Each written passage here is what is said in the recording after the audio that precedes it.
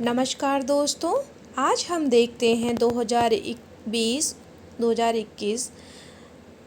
UGC net JRF exam जो 26 दिसंबर को हुआ था, उसके फर्स्ट शिफ्ट के प्रश्न पत्र को हम हल करेंगे, वो भी विस्तृत व्याख्या के साथ में।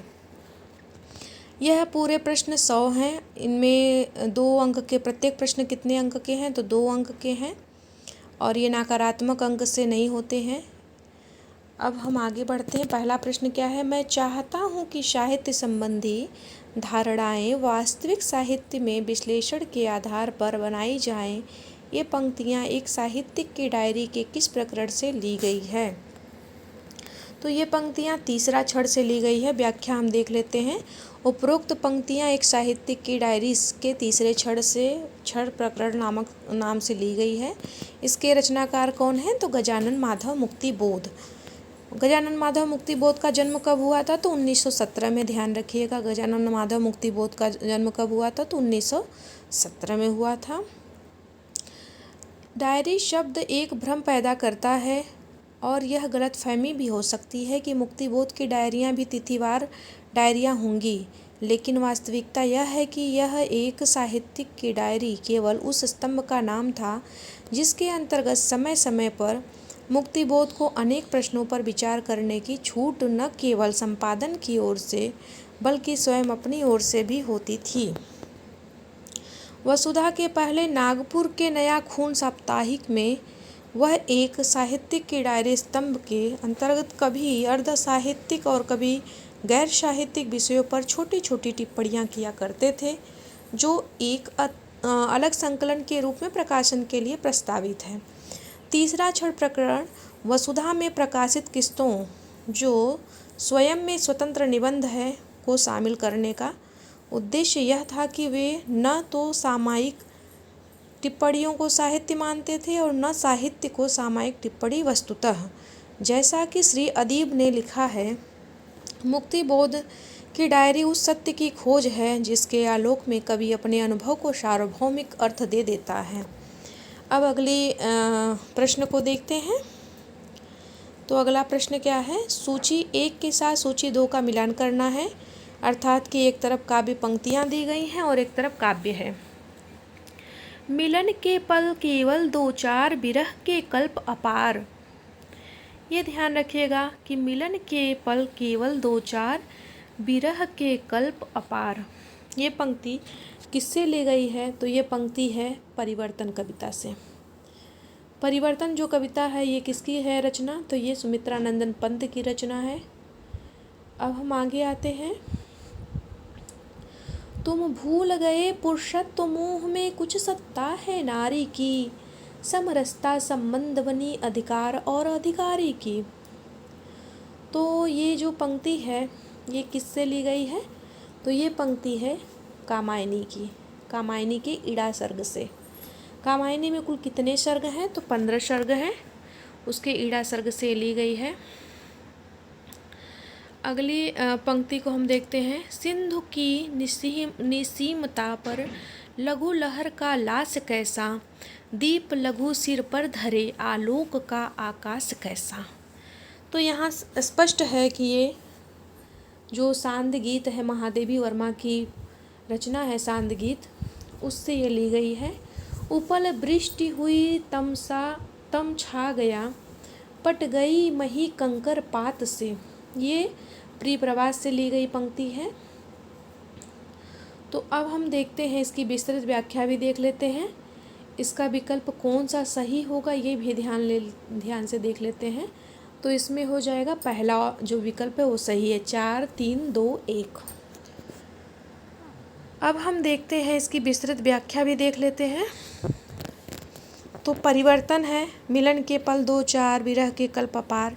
ये परिवर्तन जो है सुमित्रानंदन पंत द्वारा 1924 में लिखी गई कविता है। परिवर्तन रोला छंद में रचित लंबी कविता है। यह कविता पल्लव नामक काव्य संग्रह में संकलित है। परिवर्तन कविता को आलोचकों ने एक ग्रैंड महाकाव्य कहा है। स्वयं पंत जी ने इसे पल्लव काल की प्रतिनिधि रचना माना है। अब कामायनी के विषय में देख लेते हैं। तो कामायनी जयशंकर प्रसाद जो छायावाद के चतुर्थ स्तंभ में एक माने जाते हैं, छायावाद के प्रवर्तक के रूप में भी जाने जाते हैं। उन्होंने जो है कामायनी जो है लिखा है 1936 में, इसका प्रकाशन वर्ष है। कामायनी इतिहास और कल्पना का अद्भुत समन्वय है जिसका आधार वेद और पुराण है। 30 जनवरी को जब पूरा देश शहीद दिवस मनाता है, उसी दिन साहित्य के पुरोधा जयशंकर प्रसाद को भी याद करने का अवसर होता है। छायावाद के जो स्तंभ हैं, 4 स्तंभों में एक हैं, वो कवि, कहानीकार, उपन्यासकार, नाटककार, निबंधकार जयशंकर प्रसाद जो हैं, वो उनका जन्म वाराणसी में हुआ था। और अगला विकल्प हम देख लेते हैं। तो जन्म कब हुआ था? तो 1889 में हुआ था। और मृत्यु कब हुई थी? तो 1937 में। और अगली पंक्ति जो थी, तुम भूल गए पुरुषत्व मोह में, ये तो मैंने स्पष्ट ही कर दिया था। अब अगली आ जाइए। तो सांद गीत के बारे में हमने अभी बताया था कि जो अगली पंक्ति थी वो सांद गीत किससे थी, कौन सी पंक्ति थी? तो सिंधु की निसीमता पर लघु लहर का लास कैसा, दीप लहु सिर पर धरे आलोक का आकाश कैसा। ये पंक्ति जो है महादेवी वर्मा की रचना सांद गीत से ली गई है। और निर्जा के समान कुछ स्फुट गीत संग्रहित हैं। सांद गीत महादेवी वर्मा लिखती हैं कि सांद गीत उन मानसिक स्थिति को व्यक्त कर सकेगा जिसमें अनायास ही मेरा हृदय सुख दुख में सामंजस्य का अनुभव करेगा। तो अब आते हैं प्रिय प्रवास। प्रिय प्रवास जो है अयोध्या सिंह उपाध्याय हरिऔध की रचना है, जिसे हिंदी खड़ी बोली का प्रथम महाकाव्य भी माना जाता है। हरिऔध को काव्य प्रतिष्ठा प्रिय प्रवास से ही मिली है। इसकी जो रचना काल जो मानी जाती है प्रिय प्रवास, तो 1909 से 1913 के बीच माना जाता है। प्रिय प्रवास विरह काव्य है, कृष्ण काव्य की परंपरा में होते हुए भी उससे भिन्न है। अब हम आगे आते हैं तो कवि की कुछ रचनाओं को भी देख लेते हैं। सुमित्रानंदन पंत की रचना को देखते हैं। उच्छ्वास है, ज्योत्सना है, पल्लव है, स्वर्णधूलि है, बीड़ा है, युगांत है, गुंजन है, ग्रंथि है, मेघनाद वध है, कविता संग्रह, ग्राम्या, मानसी, हार, युगवाड़ी, उपन्यास में ये हमने देख लिया। फिर उपन्यास की तरफ अगर हम देखें तो बहुत सारे रचनाएं इनकी मिलते हैं। युगवाड़ी, युगांतर, कला और बूढ़ा चाँद, अतिमा, उत्तरा, लोकायतन, मुक्ति यज्ञ, अवगुंठित, युगपथ, सत्यकाम, शिल्पी, शवर्ण, चिदंबरा, पतझड़, रजत शिखर, तारापथ, ये सब जो रचनाएं हैं ये सब सुमित्रानंदन पंत के हैं। जयशंकर प्रसाद की रचना की तरफ अगर हम देखें तो चित्राधार, कानन कुसुम, करुणालय, महाराणा का महत्व, प्रेम पथिक, झरना, आंसू, लहर, कामायनी, प्रायश्चित, सज्जन, विशाख, कल्याणी, परिणय, अजातशत्रु, जन्मेजय का नाग यज्ञ, कामना, स्कंदगुप्त, एक घूट, ध्रुव स्वामिनी, ये सब जो है प्रसाद की रचना है। महादेवी कहते हैं तो निहार, रश्मि, निर्जा, सांदगीत, दीप शिखा, सप्तपर्णा, अग्नि रेखा आदि।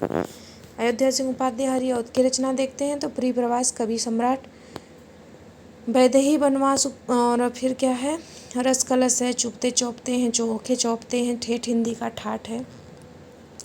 तो इस प्रकार हम जो है उनकी कुछ रचनाओं को भी हमने देख लिया। अब प्रश्न संख्या 3 पर आते हैं। तो प्रकाशन वर्ष के अनुसार निम्नलिखित रचनाओं का सही अनुक्रम क्या है, इसको हमें ध्यान में रखना है। तो ये रचनाएं जो दी गई हैं ये रचनाएं किसकी हैं? तो ये ध्यान रखिएगा कि ये सारी रचनाएं जो हैं हजारी प्रसाद द्विवेदी की हैं। और हजारी प्रसाद द्विवेदी की रचनाएं हैं। इसमें प्रकाशन वर्ष की दृष्टि से देखते हैं तो हिंदी साहित्य की भूमिका 1940, कबीर 1942, हिंदी साहित्य का आदिकाल 1952, मध्यकालीन बोध का स्वरूप जो है 1970। तो इसके विकल्प से अगर हम देखें तो सबसे पहले आ जाएगा हिंदी साहित्य की भूमिका। तो हिंदी साहित्य की भूमिका जो है वो, तो इसका होगा DCBA, अर्थात कि चतुर्थ विकल्प सही है। अब प्रश्न संख्या 3 हो गया। अब हम देख लेते हैं तो हजारी प्रसाद द्विवेदी जो हैं वो, उनकी रचनाएं हमने 4 पढ़ी अभी। वो साहित्य जो हजारी प्रसाद द्विवेदी हैं वो पहले विद्वान हैं जिन्होंने इस प्रकार के एकांगी दृष्टिकोण से बचाकर कबीर के बहुमुखी व्यक्तित्व और कृतित्व का समग्र रूप में संतुलित और सम्यक मूल्यांकन किया है। उनका मत है कि कबीरदास में इस सभी रूपों जो ये सभी रूप हैं उसका समन्वय हुआ है। उनका वास्तविक रूप भक्त का ही था और अन्य सारे रूपों को उन्होंने भक्ति के साधन के रूप में स्वीकार किया था। अब हम आगे देखते हैं तो अगस्त 1981 में आचार्य द्विवेदी की उपलब्ध संपूर्ण रचनाओं का संकलन 11 खंडों में हजारी प्रसाद द्विवेदी ग्रंथावली नाम से प्रकाशित हुआ। यह प्रकरण संस्करण 2 वर्ष से भी कम समय में समाप्त हो गया। आलोचनात्मक दृष्टि से देखें तो इनकी रचनाएं हैं वो सूर साहित्य 1936, हिंदी साहित्य की भूमिका 40, प्राचीन भारत के कलात्मक विनोद 52, कबीर 1942, नाथ संप्रदाय 1950, हिंदी साहित्य का आदिकाल 52, आधुनिक हिंदी साहित्य का विचार जो है 1949 में करते हैं, साहित्य का मर्म 1949, मेघदूत एक पुरानी कहानी 1957, लालित्य तत्व 1962, साहित्य सहचर 1965, कालिदास की लालित योजना 1965, मध्यकालीन बोध का स्वरूप 70, हिंदी साहित्य का उद्भव और विकास 52, मृत्युंजय रविंद्र 1970, सहज साधना 1963। निबंध संग्रह इनके कुछ देख लेते हैं तो अशोक के फूल 48 है, कल्पलता 51 है, मध्यकालीन धर्म साधना 52 है, विचार और वितर्क 57 है, विचार प्रवाह 59 है, कुटज 64 है। उपन्यास की दृष्टि से देखें तो इनके 4 उपन्यास मिलते हैं जिसका हमने ट्रिक भी बना के डाला हुआ है। तो इनके सभी रचनाकारों के मैं ट्रिक अलग अलग छोटे छोटे भागों में बना के डालती रहती हूँ। आप लोग मेरे चैनल से अवश्य जोड़ के देखिएगा। उपन्यास क्या है तो बाणभट्ट की आत्मकथा 46, चारूचंद की लेख जो चारूचंद लेख है वो 63 है, पुनर्नवा 73 और रामदास का पोथा 76 है। और अन्य रचनाओं में देखते हैं तो संक्षिप्त पृथ्वीराज रासो जो है वो 57, संदेश शासक 60, महापुरुषों का संस्मरण 77, सिख गुरुओं का पुण्य संस्मरण वो 1979 है। अब हम अगले प्रश्न की तरफ बढ़ते हैं। अगला प्रश्न चौथा प्रश्न है, निम्नलिखित में से कौन सा विद्वान अस्तित्ववाद का चिंतक नहीं है। तो ये ध्यान देना है कि ये 4 विकल्प हैं, चारों में से अस्तित्ववाद का चिंतक कौन नहीं है तो वो है एजरा पाउंड।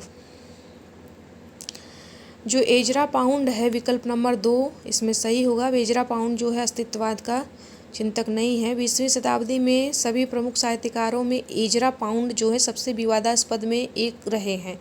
वह आधुनिक कविता के सबसे महत्वपूर्ण योगदानकर्ताओं में से एक रहे हैं। एजरा पाउंड के साहित्यिक निबंधों के परिचय में T.S. इलियट ने घोषणा की है कि एजरा पाउंड कविता में 20वीं शताब्दी की क्रांति के लिए किसी अन्य व्यक्ति की तुलना में अधिक जिम्मेदार हैं। 4 दशक बाद डोनाल्ड हॉल ने रिमेंबरिंग पोएट्स में एकत्रित टिप्पणियों में पुष्टि किया कि एजरा पाउंड वह कवि हैं जो किसी भी अन्य व्यक्ति से 1000 गुना अधिक हैं जिसने आधुनिक कविता को अंग्रेजी में संभव बनाते हैं। 1940 से 1950 के दशक में अस्तित्ववाद पूरे यूरोप पर एक विचार क्रांति के रूप में उभरा। यूरोप भर के दार्शनिक व विचारों ने इस आंदोलन में अपना योगदान दिया। इसमें Jean Paul Sartre, Albert Camus, Martin Heidegger, Ingmar Bergman प्रमुख हैं। अस्तित्ववाद एक ऐसी विचारधारा है जो 19वीं और 20वीं शताब्दी के दौरान सामने आई। इसके मूल में आधुनिकता की वह दृष्टि निहित थी कि एक मनुष्य सोचता, विचारता और अनुभव करता है, जीवन जीता वैयक्तिक है। जापल सार्त्र के अनुसार हमारे लिए अस्तित्ववाद शब्द का एक अर्थ ऐसा सिद्धांत है जो मानव जीवन को संभव बनाता है और जो यह मानता है कि प्रत्येक सत्य और कर्म का संबंध परिवेश तथा उसकी आत्मपरकता में निहित होती है। मार्टिन हेडगर के अनुसार सच्चा व्यक्तिगत अस्तित्व ऊपर से थोपे गए और अंदर से इच्छित किए गए अभिलाषाओं का संकलन है। अतः अस्तित्ववाद यह मानता है कि शिक्षा का उद्देश्य मनुष्य की अहम भावना के साथ अभिलाषा का भी विकास होना चाहिए। अस्तित्ववादी चिंतन के विकास में सार्त्र के बाद सबसे अधिक रचनात्मक योगदान अल्बर्ट कामू का है। यह एक उपन्यासकार तथा नाटककार थे जिन्हें नोबेल पुरस्कार से सम्मानित किया गया। अब हम देखते हैं अगले प्रश्न की तरफ बढ़ते हैं। तो अगला प्रश्न क्या है? प्रश्न संख्या 5। इसमें सूची 1 के साथ सूची 2 का मिलान करना है। अर्थात रचनाकार हैं और रचनाकारों के रचनाएं हैं। तो देखते हैं इयोन। मैंने प्लेटो की रचनाओं का ट्रिक बना के डाला हुआ है। ई का गार्गी फिर फीवर गला पकड़ा, ई से इयोन मैंने बना के डाला हुआ था। देखिए इयोन आ भी गया है इसमें। तो इयोन प्लेटो की रचना क्या है? इयोन है। और बिस्मार्ट डब्लू के की रचना क्या है? लिटरेरी क्रिटिसिज्म ए शॉर्ट हिस्ट्री। और कॉलरिज की रचना क्या है? तो आप लोगों को स्पष्ट होगा कि लेक्चर्स ऑन शेक्सपियर। और फ्रैंक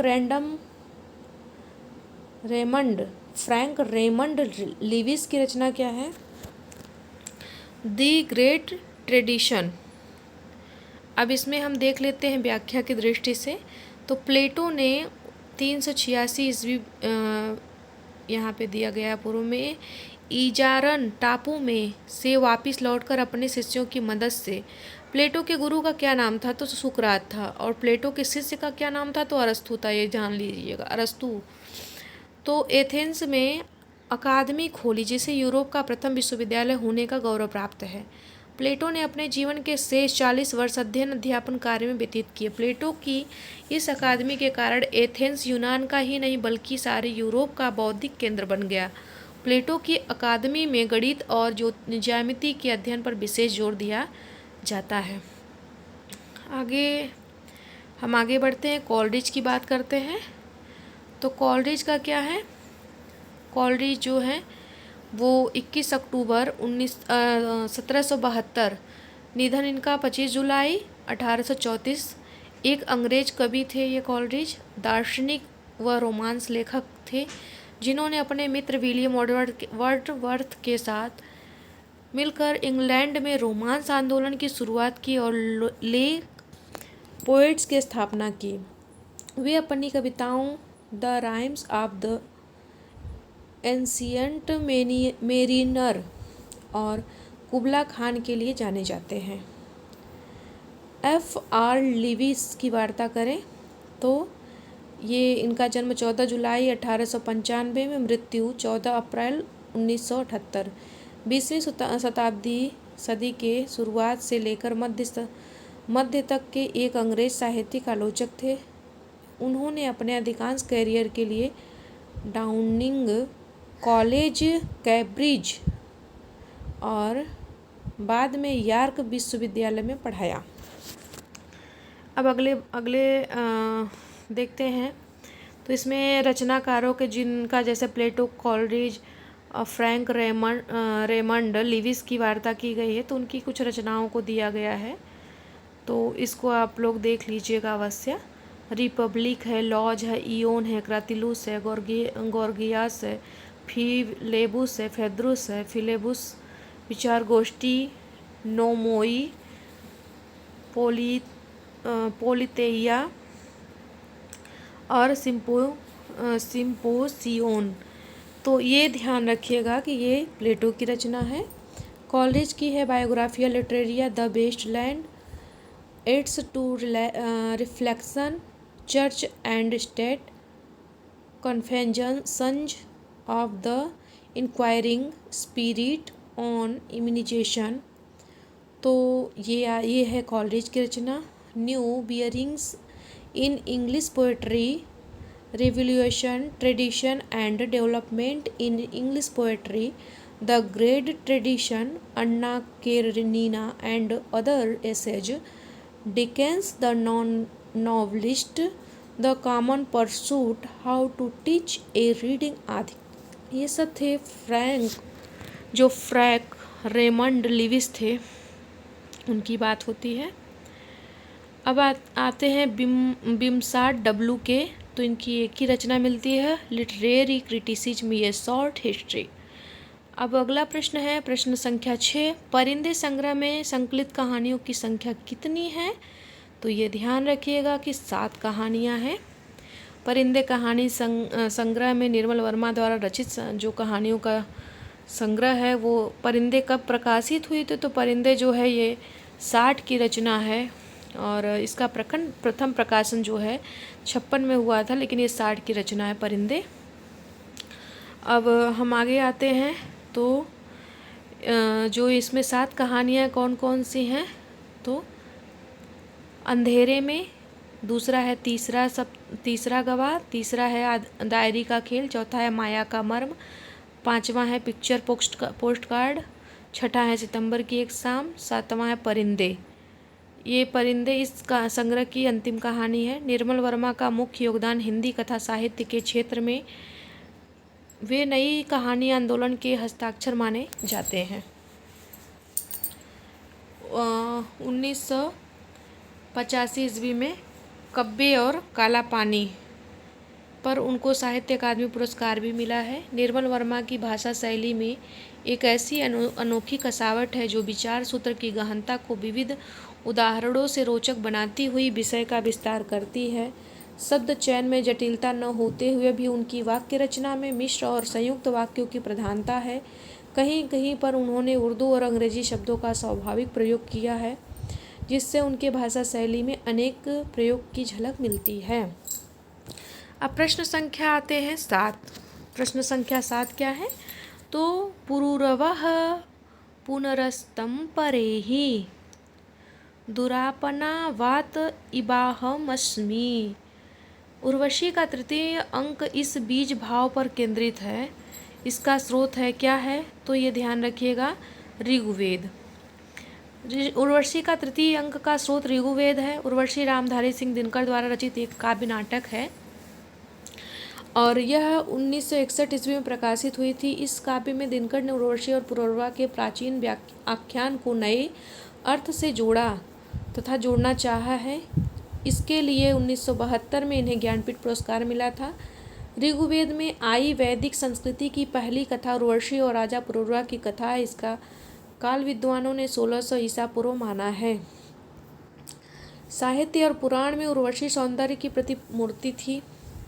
महाकवि कालिदास के संस्कृत महाकाव्य विक्रमोर्वशीयम नाटक की कथा का आधार उर्वशी तथा पुरूरवा का प्रसंग है। आधुनिक हिंदी साहित्य में रामधारी सिंह दिनकर ने इसी कथा को अपने काव्य कृति का आधार बनाया और उसका शीर्षक उर्वशी रखा।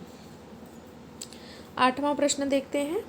8वां प्रश्न क्या है, तपय लागी अब जेठ अषाढ़ी मोहि पियो बिन छाजनी भई गाढ़ी तन तिनउर भा झूरऊ खरी भई बरखा दुख आगरी झरी। इस पूरे कड़वक में कड़वक में जो है नागमती की विरह दशा के बारे में यह विचार किया किसका है, यह आशिक मासूकों का निर्लज्ज प्रलाप नहीं है, यह हिंदू गृहिणी की विरहवाणी है। इसका सात्विक मर्यादापूर्ण माधुर्य मनोहर है। तो ये जो है विचार रामचंद्र शुक्ल का है। शुक्ल ने नागमती के विरह वर्णन को हिंदी साहित्य की अमूल्य निधि घोषित किया। इस वर्णन ने शुक्ल जी को इतना प्रभावित किया कि उन्होंने जायसी को अपनी त्रिवेणी में स्थान दे दिया। पद्मावत मलिक मोहम्मद जायसी की एक प्रसिद्ध रचना है जिसमें नागमती के वियोग का वर्णन किया गया है। पद्मावत की व्याख्या आमतौर पर सूफी काव्य के रूप में होती है।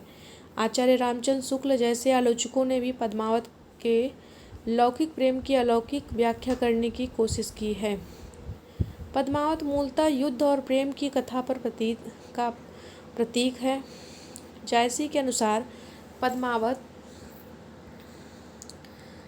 अनुसार देखिए पद्मावत क्या है, प्रेम की पीर का काव्य है जिसे पढ़कर पाठक की आंखों में आंसू आ जाएंगे। अब प्रश्न संख्या 9 देखते हैं। तो मोहन राकेश के कहानी संग्रहों का प्रकाशन वर्ष के अनुसार सही अनुक्रम क्या है, तो ये ध्यान रखिएगा। मोहन राकेश के जो कहानी संग्रह है उसके प्रकाशन वर्ष को देखते हैं। तो पहला है फौलाद का आकाश, दूसरा है नए बादल, तीसरा है एक और ज़िंदगी, चौथा है जानवर और जानवर। इसको सही क्रम में बैठाना है तो इसका क्या होगा, नए बादल 1957, जानवर और जानवर 58, एक और ज़िंदगी 61, फौलाद का आकाश 66। अब इसको हम बैठा के देख लेते हैं। तो BDCA क्या होगा, BDCA यही इसका प्रकार होगा, मतलब विकल्प नंबर जो है तो BDCA होगा। तो BDCA, तो इसका हमें विकल्प नंबर 2 देखने को मिलेगा। क्या मिलेगा? 2। मोहन राकेश के लेखन की शुरुआत 1944 में नन्ही कहानी से मानी जाती है, जो उनके निधन उपरांत सारिका में प्रकाशित कराई गई। तदुपरांत सन 1946 में उनकी भिक्षु कहानी आई, जिसका प्रकाशन सरस्वती में हुआ। राकेश की डायरी के अनुसार यह उनकी प्रथम प्रकाशित कहानी है। राकेश जी की भाषा विषयानुकूल, तरल एवं गंभीर रूप धारण करती है। अपने साहित्य में उन्होंने तत्सम शब्दावली से युक्त खड़ी बोली को लिया है, जो शुद्ध परिमार्जित संस्कृतनिष्ठ एवं व्यवहारिक है। जहाँ कहीं उर्दू तथा अंग्रेजी शब्दों का प्रयोग हुआ है, इनकी भाषा में लाक्षणिकता की प्रधानता है तथा बिंब विधान भी विद्यमान है। प्रश्न संख्या 10 की तरफ देखते हैं। रामचंद्र शुक्ल ने उसने कहा था कहानी के बारे में लिखा है। क्या लिखा है? तो इसमें देखना है कि क्या उन्होंने कहा है, क्या है उनकी दृष्टि से। तो इसमें 4 विकल्प दिए हैं। आचार्य रामचंद्र शुक्ल ने उसने कहा था कहानी के बारे में क्या कहा है? तो उसने कहा है कि उसमें भीतर से प्रेम का स्वर्गीय स्वरूप झांक रहा है तथा इसकी घटनाएं ही बोल रही हैं, पात्रों के बोलने की अपेक्षा नहीं है। ये जो है उन्होंने कहा है। तो इसमें जो है इसका उत्तर क्या होगा? तो इसका उत्तर तीसरा है, बी और डी। बी विकल्प क्या है? उसमें भीतर से प्रेम का एक स्वर्गीय स्वरूप झांक रहा है और इसकी घटनाएं ही बोल रही हैं, पात्रों के बोलने की अपेक्षा नहीं है। 2 विकल्प ऐसे हैं जो नहीं हैं। तो कौन से नहीं हैं? ये कहानियाँ जीवन के बड़े मार्मिक रूप में होती हैं, तो ये गलत विकल्प है। दूसरी कोटि की कहानियों में एक बड़ा भारी भेद है, ये भी गलत विकल्प है। उसने कहा था चंद्र शर्मा गुलेरी की रचना है, जो 1915 में लिखी गई है। गुलेरी कृत एक अमर कहानी है। उसने कहा था कहानी को अद्वितीय कहानी माना है। उसने कहा था कहानी के लिए आचार्य रामचंद्र शुक्ल के मतानुसार इसके पक्के यथार्थवाद के बीच सुरुचि की चरम मर्यादा के भीतर भावुकता का चरम उत्कर्ष अत्यंत निपुणता के साथ संपुटित है। घटना इसकी ऐसी है जैसे बराबर हुआ करती है, पर उसमें भीतर से प्रेम का एक स्वर्गीय स्वरूप झांक रहा है, केवल झांक रहा है, निर्लज्जता के साथ पुकार या कराह नहीं रहा। तो इस प्रकार जो है हमने 10 प्रश्नों को हल किया और इसकी विस्तृत व्याख्या भी की। अब आगे के प्रश्नों को भी हम देखेंगे।